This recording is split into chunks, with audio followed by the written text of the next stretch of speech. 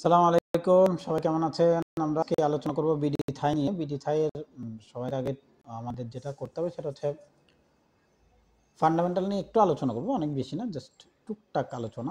সেটা হচ্ছে আমাদের এটা যদিও আমি স্টক নামে দেখি না, তারপরও মাইনাস দেখাচ্ছে, আপনার পি রেশিও ইপিএস মাইনাস দেখাচ্ছে, নেট দেখাচ্ছে 2868, অনেক অনেক বড় একটা ফ্যাক্ট এখানে এটা দেখাচ্ছে। সো আমরা পরেরটাই চলে যাবো এইখানে, সেটা হচ্ছে ডিরেক্টরশিপ 29% মানে মিনিমাম, তারপর 5% আছে ইনস্টিটিউটের কাছে, পাবলিকের কাছে 64%, ভেরি হিউজ, খুবই বাজে অবস্থা।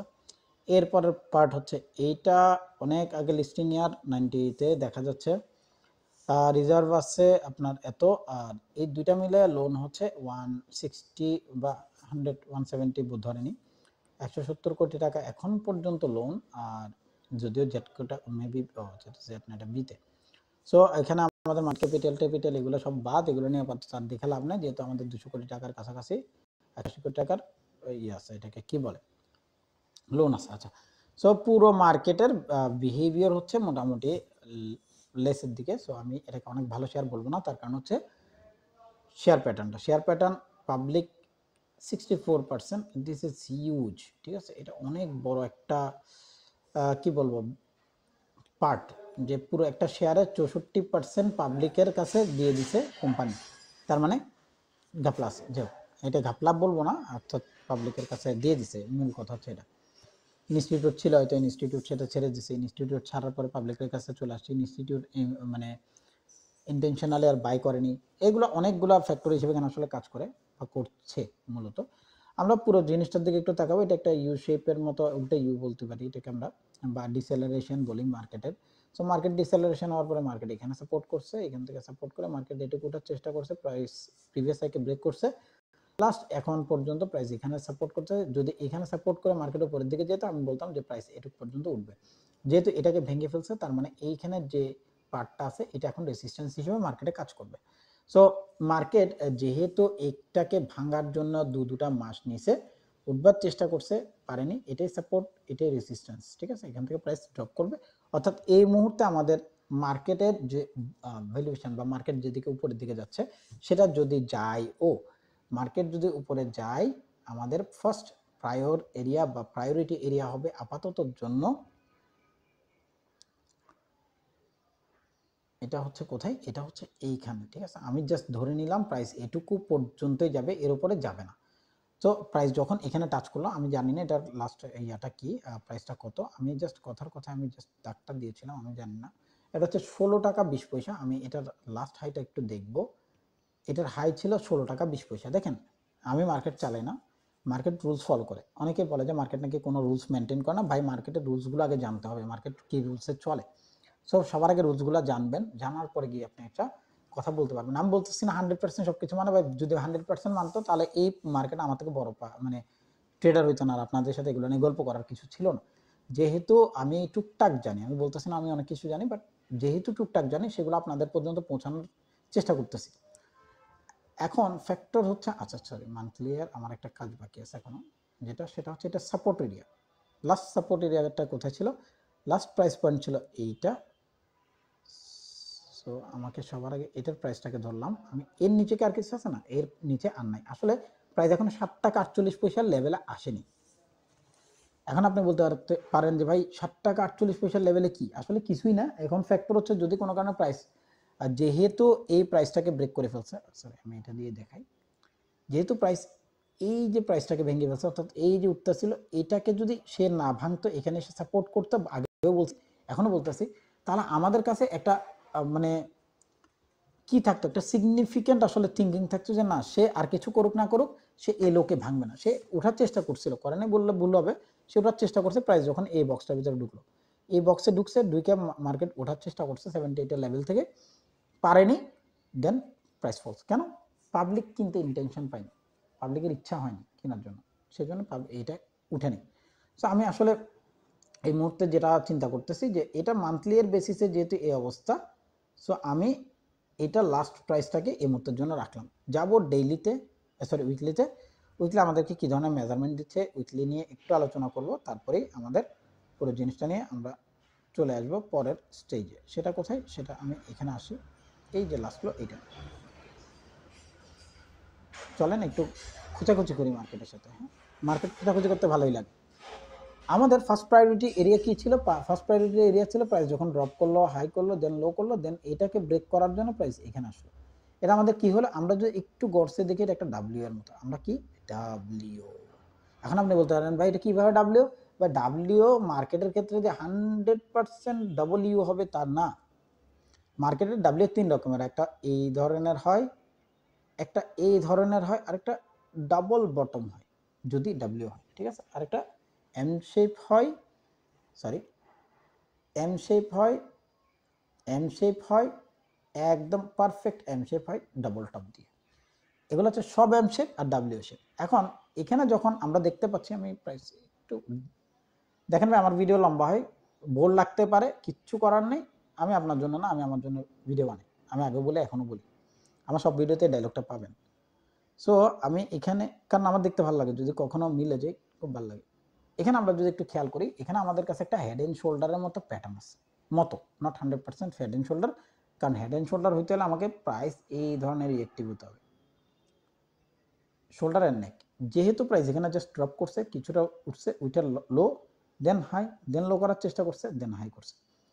সো এইখানে একটা প্রাইস পয়েন্ট আসছে, প্রাইস তাহলে কি করবে? প্রাইস এখানে রিট্রেস যতক্ষণ করতেছে না, বা প্রাইস এই লো থেকে এই হাই পর্যন্ত যখন গেছে, এখানে 61 লেভেল পর্যন্ত আসতেছে না, আলটিমেট আমি বাই থিঙ্কিং করতে পারবো না। সেটা কিভাবে? চলুন ওটা দেখাই।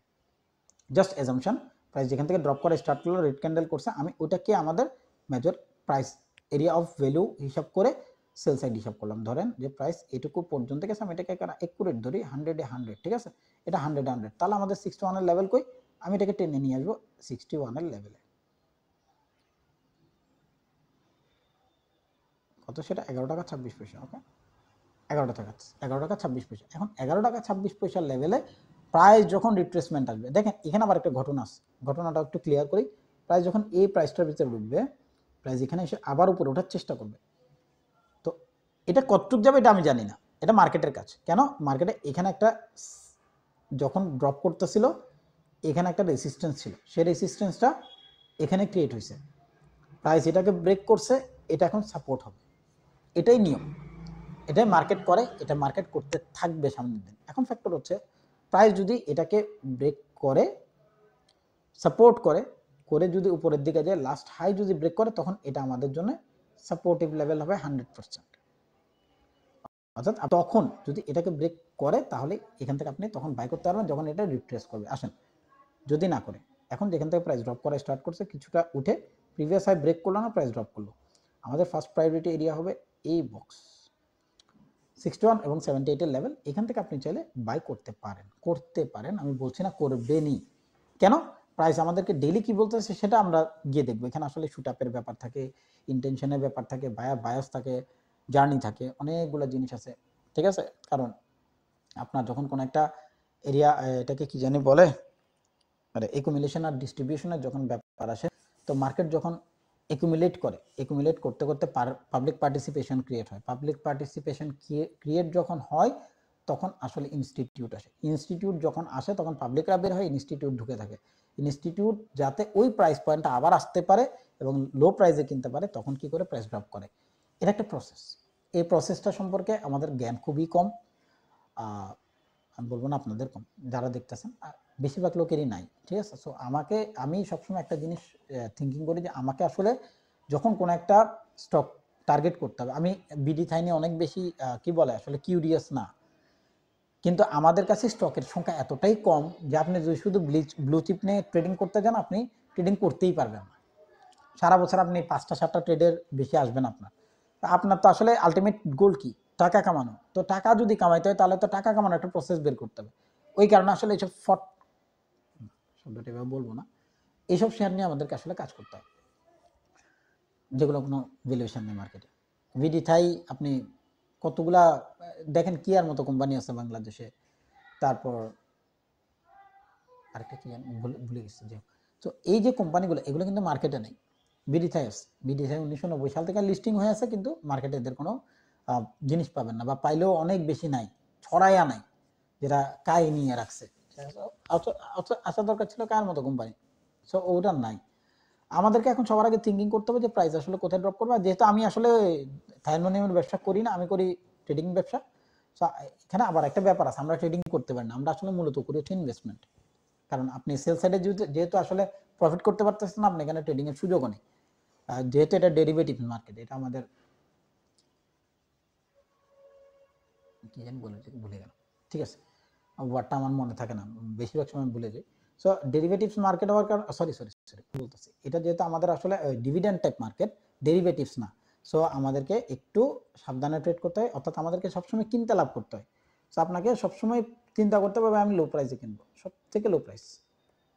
এখন সব থেকে লো প্রাইস মানে আবার এটা না যে 7 টাকা 40 পয়সা আপনাকে কিনতে হবে, না না, এরকম কিছু না। প্রাইস এখান থেকে যারা কিনছে ওরাও প্রফিট করছে, আসবে প্রফিট করতে হবে, আসবে প্রফিট করতে হবে, ঠিক আছে, এইভাবে মার্চ করতে হবে। আচ্ছা, মার্জিন জিনিসটা আমাদেরকে অনেক সুন্দর করে শিখতে হবে, কারণ পুরো খেলাটা মার্জিনে। আপনি কত টাকায় কিনলে কত পার্সেন্ট মার্জিন হবে, কত পার্সেন্ট মার্জিন করলে আপনি বছর শেষে প্রফিট করবেন, সেই জিনিসটা আপনাকে সবার আগে শিখতে হবে। তো আমরা থিঙ্ক করবো প্রাইস যেখানে আসবে, থিঙ্ক করবো প্রাইস 11 টাকা 22 পয়সার নিচে নামবে, এখান থেকে যখন প্রাইস আমাকে চেঞ্জ করবে ডেইলিতে, তখন আমরা গিয়ে হয়তো বাই করবো। আসি আমরা ডেইলি কি বলে একটু দেখবো, ডেইলির সাথে আমাদের সম্পর্কটাও একটু দেখে নিই। যখন উঠতেছিল প্রাইস কি ধরনের মুভমেন্ট ক্রিয়েট করছে এবং সামনের দিন আমরা কোন ধরনের মুভমেন্ট দেখলে মার্কেটে বাই করব। এখন ফ্যাক্টর হচ্ছে এখানে যদি আমরা তাকাই, দেখেন আমি আপনাকে একটু আগে বলছিলাম ডাব্লিউ এই ধরনের হয়, ডাব্লিউ এই ধরনের হয়, ডাব্লিউ এই ধরনের হয়েছে, প্রাইস এখান থেকে আসার পরে প্রাইস এখানে আমাদের একটা লেভেল ছিল, এই প্রাইস এখানে এসে যে এখানে আমাদের আসলে দুটো প্রাইস পয়েন্ট আছে, আমরা দুটো প্রাইস পয়েন্টকে কিভাবে দেখবো, সবার আগে আমাদেরকে দেখতে হবে প্রাইস এখানে ড্রপ করছে, হাই করছে, দেন লো করছে, দেন হাই, প্রাইস এখানে একটা এরিয়া ক্রিয়েট করছে, এটার উপরে সাপোর্ট করছে, চলে গেছে উপরে, প্রাইস উপরে ঢুকবে, এখানে আসবে, এই বক্সটাই যেহেতু প্রাইস সব থেকে বেশি পরিমাণ হোল্ড করছে, প্রাইস এখান থেকে আবার চেঞ্জ করার পসিবিলিটিস রাখে। এটা প্রাইসের একটা অ্যাজাম্পশন, প্রাইস এটাকে মেনটেন করে, প্রাইস এটাকে ভালোবাসে, প্রাইস এটাকে সম্মান করে। আর একটা জিনিস মাথায় রাখবেন, এই পুরো মার্কেটটা চলে প্রাইসে, ঠিক আছে। একটা ওয়ার্ড, আপনারা যদি কখনো ফরেন এক্সচেঞ্জে যান বা সিএমইতে ট্রেড করতে যান, সিএমই বলতে শিকাগো মার্কেন্টাইল এক্সচেঞ্জ, অর্থাৎ পুরো পৃথিবীর ফরেক্স যারা মেনটেন করে ওরা, ওখানে একটা ওয়ার্ড থাকে, একটা হচ্ছে সেটাকে বলে টিপিও। খুব খেয়াল করেন, ওখানে কোনো স্ট্র্যাটেজি নেই, এই পুরো ওয়ার্ডটার ভিতরে কোথাও কোনো স্ট্র্যাটেজি ওয়ার্ডটা লেখাই নেই, আছে কি টাইম, প্রাইস অ্যান্ড অপরচুনিটিস। অর্থাৎ আপনাকে প্রথমে টাইম মেনটেন করতে হবে, আপনি কোন টাইম ফ্রেম ইউজ করবেন, অবশ্যই আপনাকে এটা মেনটেন করতে হবে। এক, প্রাইস মেনটেন করতে হবে, কোন প্রাইসটা আপনার জন্য ইম্পর্টেন্ট প্রাইস মার্ক করে রাখেন, বা এটা ইম্পর্টেন্ট, বা এটা ইম্পর্টেন্ট, বা এটা কাজ করবে না, এসএল হিট করছে, নো প্রবলেম, প্রাইস এখানে আসবে আমি আবার নেব, আবার এটাকে ধরবো। দেখেন প্রাইস এখান থেকে যারা বাই করছিল ওরা কিন্তু এখানে এসএল হিট করেছে, ওরা যদি বসে থাকতো মাসের পর মাস তাকে টাকা টানতে হইতো, করা যাবে না। আপনি একটা নির্দিষ্ট পরিমাণ পার্সেন্ট আপনি হিসাব করবেন, আমি 10% লস করবো, আমি 1% লস করবো, আমি 2% লস করবো, লস করে আমি বের হয়ে যাবো, তাহলে ওই টাকাটা আপনি অন্য কোথাও খাটাতে পারবেন। This the matter. সো আমাদেরকে সবার আগে এটা থিঙ্ক করতে হবে, আমি কত টাকায় কিনতেছি, কত টাকায় বিক্রি করতেছি, আমার প্রফিট রেশিও কত 1:1 অর 2 অথবা 1:3, এর বেশি যেন না হয়। বাংলাদেশ মার্কেট আপনি 1:3 এর উপরে টার্গেট করতে গেলে বেশিরভাগ সময় অ্যাচিভ করতে পারবেন না, মোস্ট অফ দ্য টাইম, কারণ প্রাইস হঠাৎ করে একদিন দেখবেন পুরা ইউ টার্ন নিয়ে চলে আসছে। সো সাবধানে ট্রেড করতে হবে। সো আমাদের এখন মূল টার্গেটটা হচ্ছে 11 টাকা 22 পয়সার নিচে নামবে, তারপর আমরা বাইরের জন্য থিঙ্ক করবো ইনশাল্লাহ। Thank you. সামনের দিন আমি অবশ্যই এটাকে মার্ক করে রাখবো, পেলে আপনাদেরকেও জানাবো ইনশাল্লাহ। Thank you. সবাই আমার গ্রুপে থাকবেন, আপনাদের জন্য অনেক অনেক দোয়া।